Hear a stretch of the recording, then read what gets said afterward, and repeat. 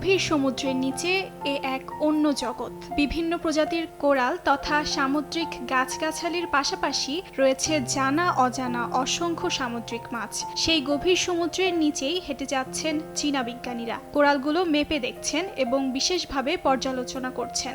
দৃশ্যটি দক্ষিণ চীন সাগরের। মূলত এই সাগরের বাস্তুতন্ত্র রক্ষায় অবিরাম কাজ করে যাচ্ছেন তারা।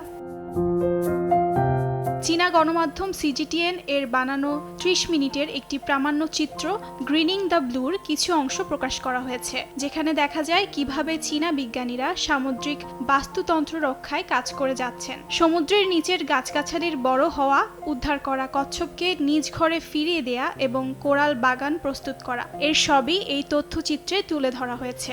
সেই সঙ্গে কিভাবে সমুদ্রের নিচের বালুচরকে সবুজ দ্বীপে পরিণত করছেন বিজ্ঞানীরা তাও দেখানো হয়েছে।